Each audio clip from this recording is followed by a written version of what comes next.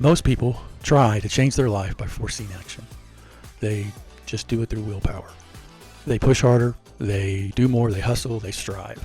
And this is kind of, at least here in America, that's kind of what we're taught, is work harder, do harder, focus more. And yet, nothing really changes most of the time. And why is that? Well, because nothing changes on the outside until the inner picture changes first. You see, real change comes from the inside. And it starts there, and it manifests itself outwardly. Your mind is already creating. The question is not if you are creating. The question is, what are you creating and from where? In other words, you're already doing things internally that are manifesting externally. The question is, what is it that's doing that? Where's your mind going that's causing that to occur? I want to talk to you about imagination, vision, and seeing something as already completed. Imagination, having a vision for that, and then seeing it as completed. Not as wishful thinking, but as spiritual skill. Okay, not, a lot of times people say, well, isn't this just positive thinking? No, this is way beyond positive thinking. This has everything to do with a spiritual skill that each of us has and can develop if we choose to. It's a way, if you will, of living from within. That's why I call it Thrive, not just Survive, how to live from within. That's what this whole thing is about. So let's dig into this a little bit, because life is not here so that we can just sort of try to make it. We're here to learn how to go inward, how to live from our inner spirit, our inner energy person, if you will, our higher self, so that we can manifest outwardly. We can create outwardly that which we are seeing, feeling, saying, and cooperate, if you will, with this divine life as we see things manifest outwardly. Now, as we have said in other videos, before anything shows up in form, it exists as a possibility. In other words, everything is in potentia, right? Everything already, all possible outcomes already exist. The question is going to be where you place your observation. That's the reality. Therefore, nothing manifests until it is first imagined. In other words, it has to, someone has to have an observation of it somewhere. Somehow you have an imagination or a focus on it. This isn't mystical language. It's observable reality. Even science points in this direction. Possibility exists until it is observed, envisioned, and given form. The universe does not respond to what you want. I've said this before. It responds to who you are. It's like a mirror. When you get in front of a mirror simply shows you what's in front of it. A lot of times people look at the mirror and they don't like what they see. Well, don't blame the mirror. Okay. If the clothes are wrinkled or the hair's not done or the makeup's not right, it's not the mirror's fault. It falls on us to go and put clothes on that aren't wrinkled and comb our hair and put our makeup on and then go back and get in front of the mirror. The mirror is simply going to reflect back to you what it sees. The universe is the same way. It simply is going to reflect back to you who you are. And who you are is shaped by the images you hold within, the things you think about, the things you feel. If something remains only a desire, a vague, undefined, future-based desire, it simply stays a possibility. But when you begin to see it clearly, when you hold it in your inner vision as complete, it begins to shape your identity. And that's a key aspect. And what you identify with energetically is what life responds to. Think about that. What you identify in your energy ultimately is going to be what life identifies with, what the universe identifies with. The energy that you give out, this electromagnetic field, if you will, is going to be what you attract. So think of it, the universe as a mirror that if you're giving out a certain energy, a certain life force, if you will, that's what you're going to get back. So it's really important to realize that everything starts within, and that from there, it's going to make its way outward. And as it does, that's going to impact what you receive from the universe. So let's make this practical. If you desire a particular job, can you actually see it? Not just, I want a better job, but what is your role? What does your day look like? Have you thought about that? Where is the building at? How do you feel walking in? What does the space look like? Can you close your eyes and walk through it? This isn't fantasy. This is participation with spirit. This is active participation. As we say, we are co-laborers, if you will, with the divine life. Let's use another example. Every building you see, every office, every home existed first as a completed vision in somebody's mind. The building didn't just, appear. Somebody had to envision what it would look like. Not a vague hope, but a detailed inner knowing is what we're talking about. Someone saw this building inwardly before it existed. They walked through it internally before anyone else ever did. This is how creation works. You see, it has to start inwardly with a vision. We've talked about having an intention and then developing a vision. A vision is seeing it. Do you see it? Are you able to see it in your mind's eye? This is really important because no commercial building is completed without somebody having an inner vision of what that looks like. It may be the owner of the property, or maybe they go to an architect and they commission them to do something, and the architect comes back, uses some of their ideals. But even then, the architect has to have, what are the different parameters I need to use to make this building, and then they envision it. It's so important that we use our ability in our mind, the right side of our mind, if you will, to envision what is it that we really want? What is it that we sense the direction of our life should go? The Spirit will help to lead you with that as you participate, but it's our part to participate with the Spirit in this spiritual skill of using our vision. There's an important distinction here. Ego visualizes from fear. Fear of lack, fear of control, fear of being behind. But Spirit visualizes from alignment, an alignment, if you will, of your spirit, soul, and body. Spirit draws you inward, not outward. It connects you to your higher self, not your defensive self, your ego. When vision comes from Spirit, it serves more than your survival. It aligns with who you actually are at the soul level. And here's the truth many people avoid. Closed minds accomplish very little.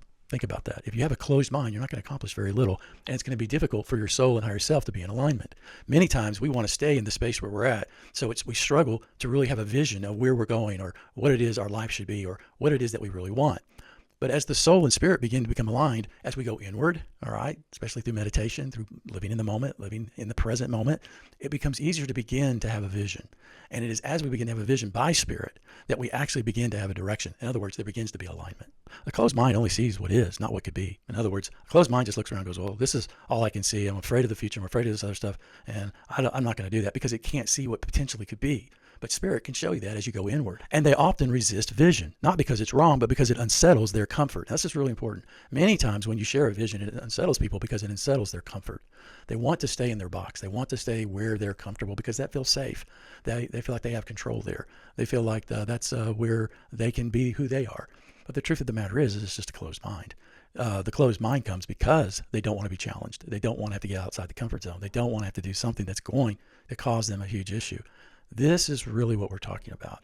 And it isn't until we're willing to be more open-minded, and that means going inward, that we really begin to receive a vision with Spirit that allows us then to move forward. It's important to understand resistance is part of the journey. It's part of the journey. Resistance from the ego, resistance from other people, resistance from the culture, and even friends and family. That's just part of it. It always has been. So always understand, as you develop a vision, as you begin to see a direction, there's going to be resistance. The question is, will you continue to go inward and work with the Spirit to see it come about? Now, this is where most people miss it. You cannot create effectively from I want, I hope, someday.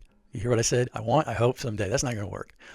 Creation responds to present tense identity. I have, not tomorrow, not someday, now, today. See it as completed in your mind's eye.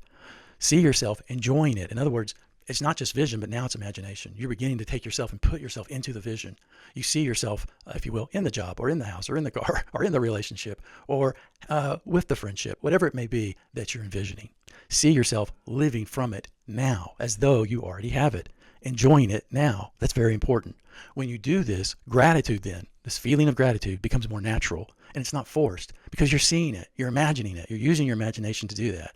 And the more you see it, the more gratitude you feel. And the higher that level of gratitude goes up inside of you, that acts as an energy that then attracts from the universe. That sense of I already have it. Well, that's what the universe is going to reflect back to you. Now, as you begin to feel gratitude, thankfulness arises because internally it already feels real. So the more you begin to feel gratitude, the easier it is then to get your words in alignment with how you're feeling because your feelings are in alignment with what you're thinking. And your thinking is in alignment with what you're doing on the inside with your spirit. Think of a piece of land near you, maybe where a building now stands, as we were talking about earlier. Before anything was there, someone had to see it as already done, already completed. They didn't stare at the empty field. They saw the finished structure. There was the empty field, but in their mind's eye, the building was already there. They could see it. This is the posture of faith. Faith is not looking at it and then, yeah, God someday is going to do it. That's not faith. It's not belief without evidence, but alignment before physical evidence. Faith is simply acknowledging in God's economy, it's already done. In the divine economy, it's done. It's completed. I have it. I see it. I can imagine it. I'm grateful for it. And I'm thankful. This is what we're talking about when we talk about not just imagination, but living from within. Now, I've talked about left brain and right brain before, but I want to bring this up because it really does matter here. Use intention to clarify. Use imagination to visualize. Then bring it into the present moment. I have the house I desire now. I am living from this reality now. Thank you. I am aligned with this life now. This isn't denial of reality. It's choosing the source you live from. And this takes practice. It means I'm going to choose to live from my spiritual reality where I've put my focus, where I've come in meditation into the moment and there lived in that moment. There beginning to see, yes, I have it. It's done. I can be thankful for that. That's really faith. That's the, if you will, the Hebrews 11:1 that we've talked about. Now, meditation matters, all right, because this takes practice. We can't just, say, okay, I'm going to do it. We need a process for doing that. And meditation is the place to start, not to escape life, but to become present enough to clearly see what is Spirit saying to me? What is it that I need to be focused on? What are my hopes and dreams in this? 5 to 10 minutes a day is enough. If you're consistent, you don't have to spend an hour in meditation or hours, like some monk. You can just spend 5, 10 minutes and that's enough. Later, maybe it's longer, but initially just give it that much time and begin to practice your breathing, begin to practice being in the moment, focusing in the moment, focusing on your body. We're going to talk more about meditation in videos to come and showing you how to do that. But this is what's important. Focus is the key, all right? Not effort. More effort isn't going to get you where you need to be. Focus. That's what's important. Focus in the moment. Focus where you see the vision. That's where we want to go, because the more we do that, in time, we'll begin to mirror who we are to the universe, and the universe will mirror back to us the thing that we are that moment. Now, your mind is already creating every day, every moment, as we've said. The question is not whether you are creating. You're creating right now. This very moment, your mind's creating worry, anxiety, doubt, all of that. The question is whether you are doing so unconsciously from fear and habit, or consciously from alignment and spirit. When you live from within, life responds differently. You don't force outcomes. You embody vision.